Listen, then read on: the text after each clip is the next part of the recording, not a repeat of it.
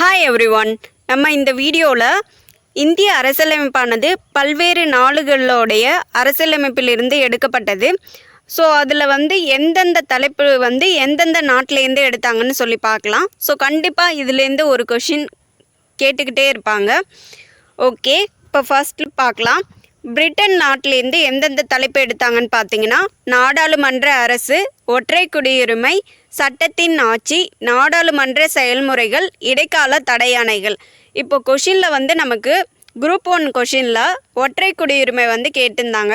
ஒற்றை குடியுரிமை என்ற வார்த்தை எதிலிருந்து பெறப்பட்டதுன்னு கேட்டிருந்தாங்க. ஸோ பிரிட்டன் நாடு. ஓகே, நெக்ஸ்ட் பார்த்தீங்கன்னா அமெரிக்க அரசமைப்பு. அந்த நாட்டிலேருந்து எந்தெந்த தலைப்பு எடுத்தாங்க?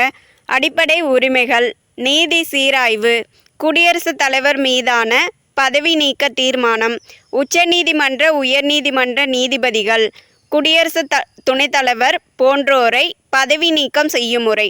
அதாவது அடிப்படை உரிமைகள், நீதி சீராய்வு, குடியரசுத் தலைவர் மீதான பதவி நீக்க தீர்மானம், உச்சநீதிமன்ற உயர்நீதிமன்ற நீதிபதிகள், குடியரசு துணைத் தலைவர் போன்றோரை பதவி நீக்கம் செய்யும் முறை. இது எதுலேருந்து எடுத்தோம்? எந்த நாட்டிலேருந்து எடுத்தோம்? அமெரிக்க அரசமைப்புலேருந்து. அயர்லாந்துலேருந்து அரசின் வழிகாட்டு நெறிமுறைகள். ஸோ டிபிஎஸ்பி அயர்லாந்துலேருந்து எடுத்தோம். இது ரொம்ப இம்பார்ட்டண்ட். அது மாதிரியே பார்த்தீங்கன்னா அடிப்படை உரிமைகள் அமெரிக்காவிலேருந்து எடுத்தோம். அதுவுமே ரொம்ப இம்பார்ட்டண்ட்.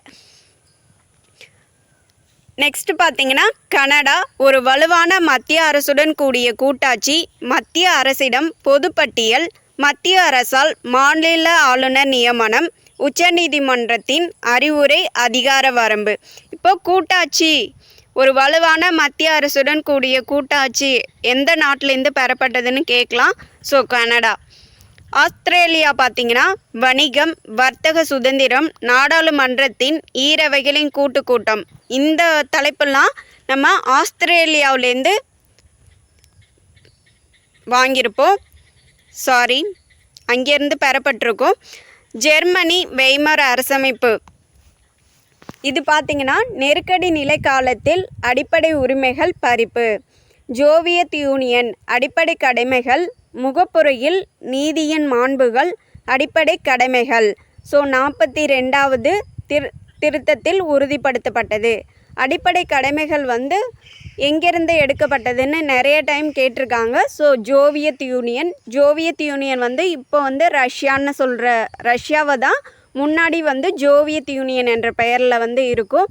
ஓகே, நெக்ஸ்ட் பார்த்தீங்கன்னா ஃப்ரான்ஸ் குடியரசு, முகப்புரையில் சுதந்திரம், சமத்துவம், சகோதரத்துவம். இந்த முகப்புரையில் சுதந்திரம், சமத்துவம், சகோதரத்துவம் என்ற வார்த்தை இருக்கும். அது எந்த நாட்டிலேருந்து எடுத்திருக்கோன்னு பார்த்தீங்கன்னா ஃப்ரான்ஸு. ஓகே, நெக்ஸ்ட்டு பார்த்தீங்கன்னா தென் ஆப்பிரிக்கா. அது பார்த்தீங்கன்னா அரசமைப்பு திருத்த முறை, மாநிலங்களவை உறுப்பினர்கள் தேர்வு. அரசமைப்பு திருத்த முறை எந்த நாட்டிலேருந்து பெறப்பட்டதுன்னு கேட்பாங்க. So then Africa. ஓகே, இதில் என்னென்ன இம்பார்ட்டண்ட்டாக கேட்பாங்கன்னு பார்த்தீங்கன்னா அடிப்படை உரிமைகள், அடிப்படை கடமைகள், சுதந்திரம், சமத்துவம், சகோதரத்துவம், அரசமைப்பு திருத்த முறை, ஒற்றை குடியுரிமை, அரசின் வழிகாட்டு நெறிமுறைகள். இதெல்லாம் ரொம்ப இம்பார்ட்டண்ட்டாக கண்டிப்பாக தெரிஞ்சு வச்சுருக்கணும்.